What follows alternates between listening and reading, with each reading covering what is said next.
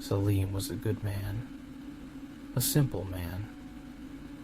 He lived a life of quiet dignity, his days filled with the simple pleasures of tending his garden and the unwavering love he held for his family.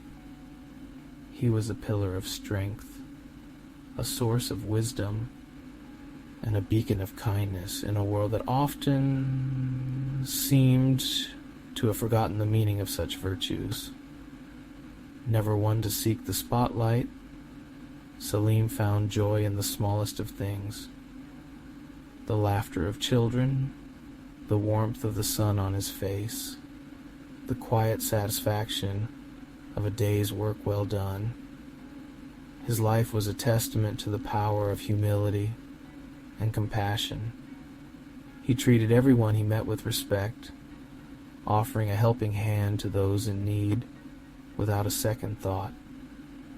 He was a man of deep faith, finding solace in his beliefs and living his life according to the principles of love, forgiveness, and understanding. Saleem's presence was a gift to all who knew him, a calming influence in a world that could often feel quite chaotic and unkind. But he knew that there were patterns in chaos.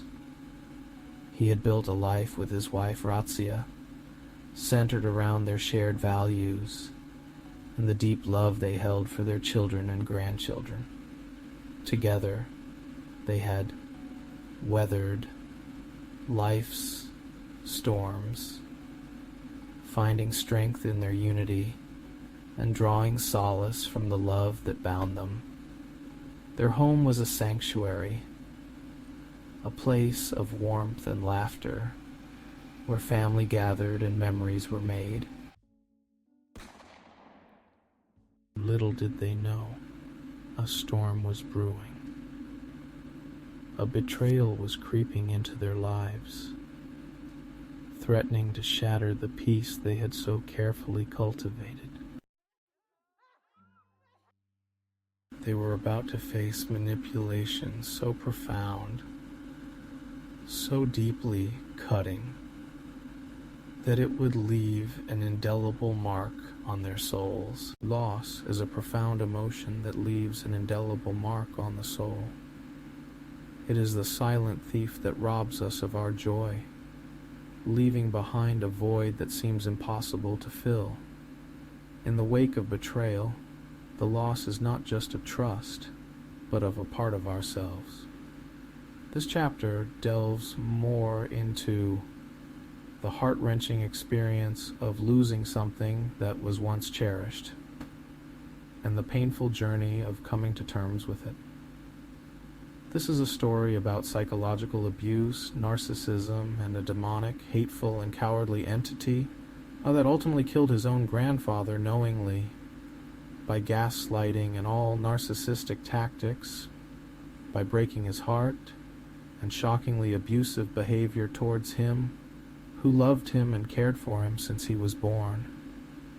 A person who also controls his own mother, who is weak but loves him almost unconditionally. This kind of entity that envies his own brother and family and wants to control the environment, even though has never worked a day in his life, while being a fully grown adult old who was given education at schools and colleges and all facilities to thrive. He told his grandfather that age is just a number, so he does not need to respect anyone older.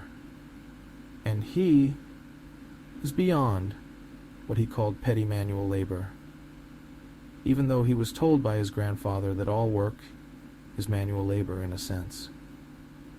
When his grandfather was dying and the paramedics came, he was laughing and kicked his uncle in front of the police and started recording on his phone, hoping that his uncle would react in anger to also destroy his grandfather's only son, who he envied. But his uncle always cared and loved him.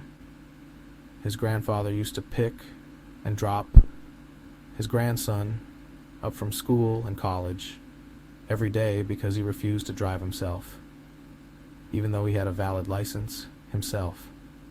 He orders around his own mother like a slave. He runs away when he sees actual people who know math and computers, not knowing anything himself, but who claim to be the world's expert and millionaire, even though has no money, and his mother feeds him. He takes his mother's hard-earned money and tries to make quick money in cryptocurrency, losing almost everything.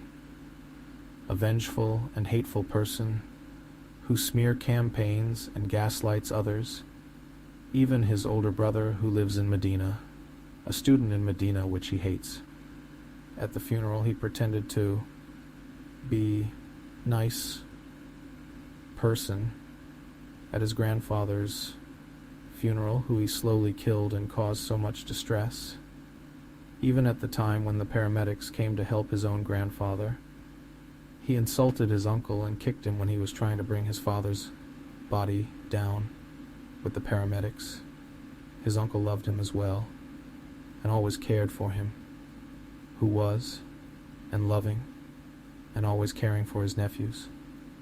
The grandson also wanted. His grandfather's only son would be destroyed. The grandson wanted people to not see through his own fantasy and false self-image. There is a hadith that says, women will give birth to their masters near the end times. In the shadow of narcissism, we find a complex web of emotions. It's not just about self-admiration. It's about the intricate dance between self-love and self-doubt. Narcissism can often mask deeper insecurities, creating a facade that's hard to break through. So, as we delve deeper, let's remember that beneath the surface, there's always more than meets the eye.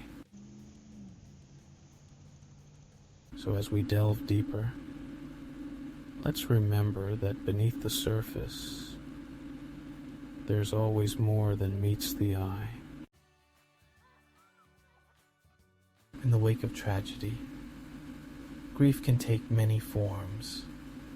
Sometimes, what we witness is merely a performance, a facade masking true intentions. It's a reminder that appearances can be deceiving, and the heart's true sorrow often remains hidden beneath layers of pretense. The aftermath of an unthinkable loss is a journey filled with obstacles.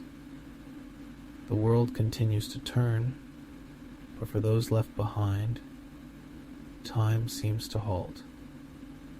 The pain lingers, yet amidst the sorrow, moments of resilience and strength emerge, shining through the darkness. Pain cuts deeper than any wound. Its agony lingers, casting long shadows over one's soul. Trust, once shattered, is hard to rebuild. The scars of pain are a testament to the enduring impact of broken promises and shattered dreams. Healing is not a destination, but a journey. It's a process of finding peace amidst the chaos, of rebuilding a life piece by piece.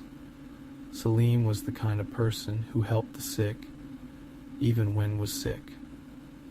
He never complained. Along this journey, there are setbacks and triumphs, moments of despair and glimpses of hope. It's a testament to the human spirit's incredible capacity to heal and to find light even in the darkest of times.